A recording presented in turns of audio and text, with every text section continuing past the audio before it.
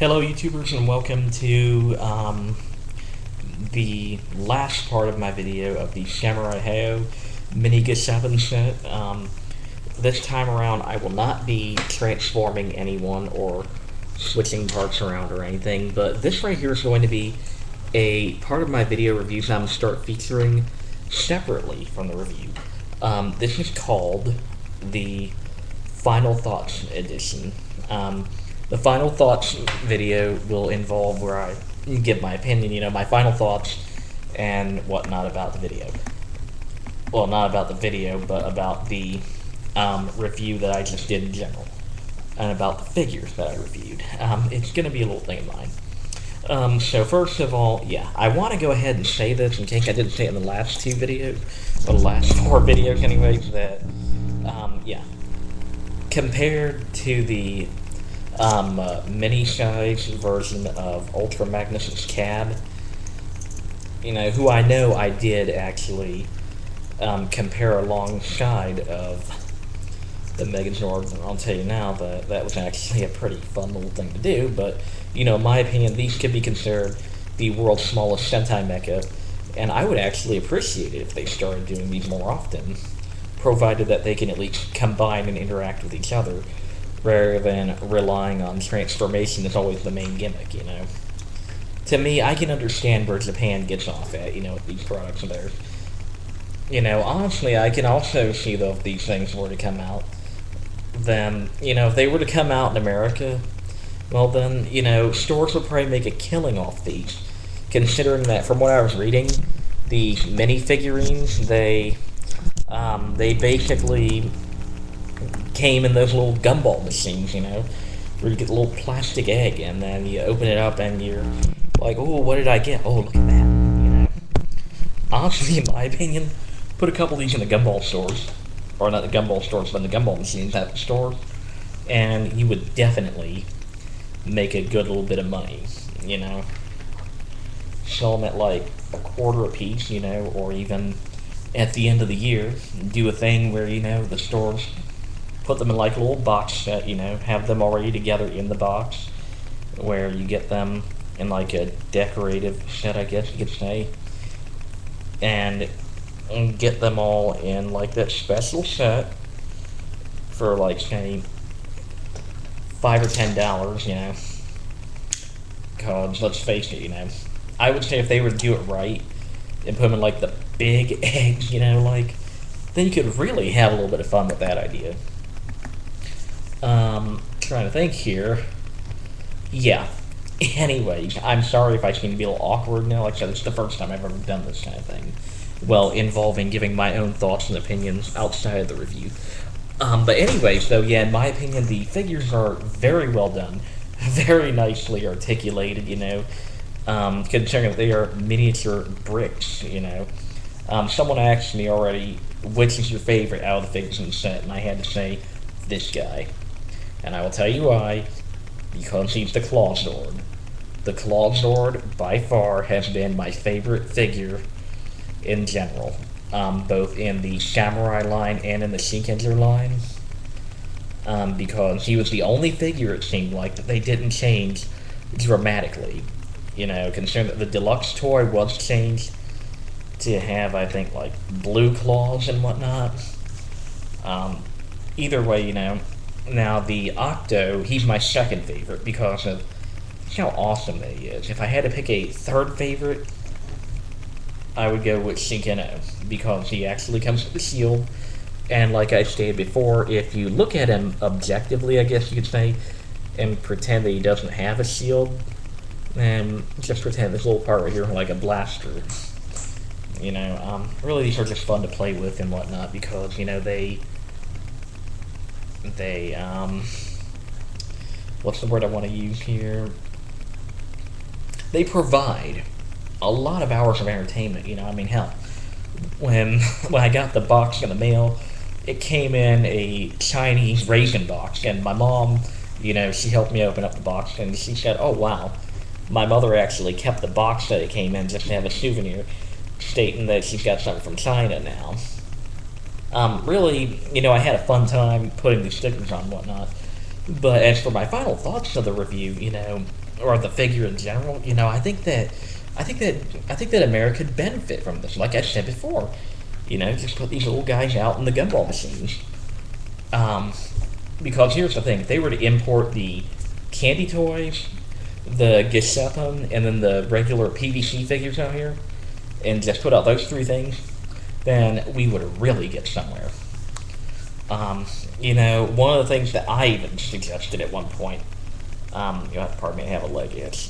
One of the things that I also suggested at one point is that maybe, just maybe, you know, they could stand to strip away the massive amount of articulation in the candy toys and then label them here in America. You know, still do the put it together yourself model kits and still allow them to transform, but have them in the size range so that way then the kids can have fun with them, but at the same time not have to worry about them flopping around or falling apart. Because if you ask me, if you add too much articulation to a figure, then what you've got is just a massive pile of hinges, you know. And in my opinion, I think that's what a lot of the candy toys are. I'm sorry to say it. You know, like I said, I had received an Engine Sentai Go Onzer Engine OG12 set at one point, and I was really, really disappointed in it because, you know, I did not think that it would be as floppy and flimsy as it was, and I paid $110 for the set.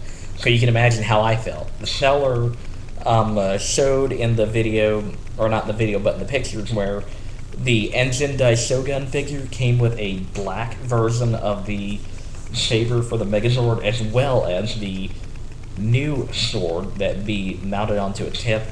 And I contacted the seller because I never did get the black folding up sword, you know, and I contacted the seller and he never got back to me. And I wasted $110 on that set. But do I recommend this set of figures?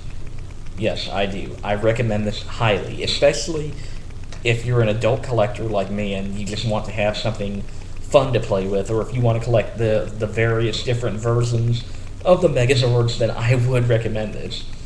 Now, ironically enough, these little guys right here, I will be right with you in just 1 second.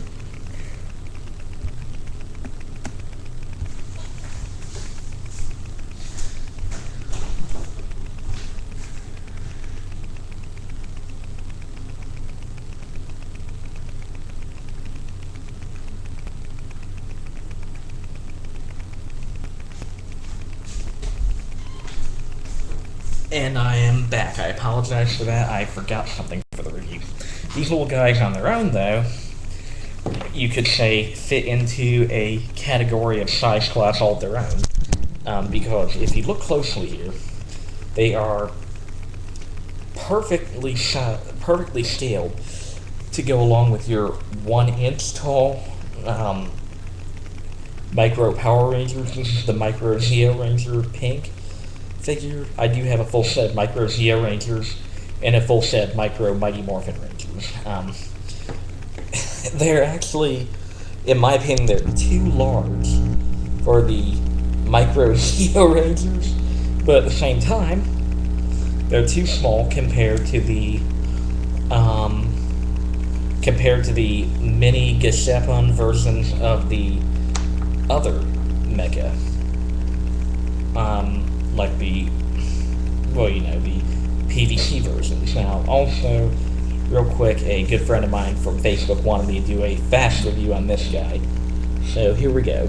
This is the SWAT Megazord, and it is basically something that a buddy from mine over in West Virginia sent me. You know, he was going through his old Power Ranger stuff, and he figured I'd want this. So, real quick review. This is the SWAT Megazord micro figure. Go ahead and start by detaching the arms, detaching the head. He wanted me to review this because he was kind of shocked that I found out all the fun stuff you can do with it here. So here we go. Okay. Pull out the hands.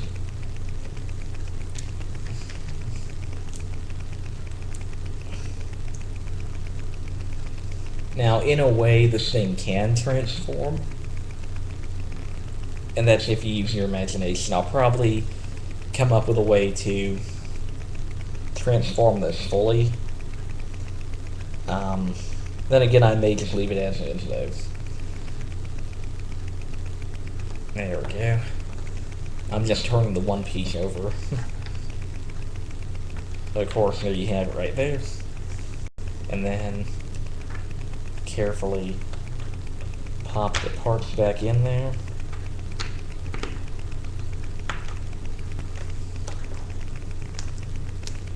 Slide the hands back on in a minute.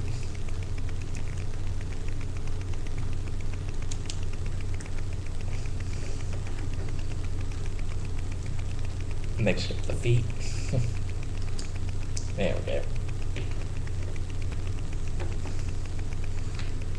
Reattach the arms.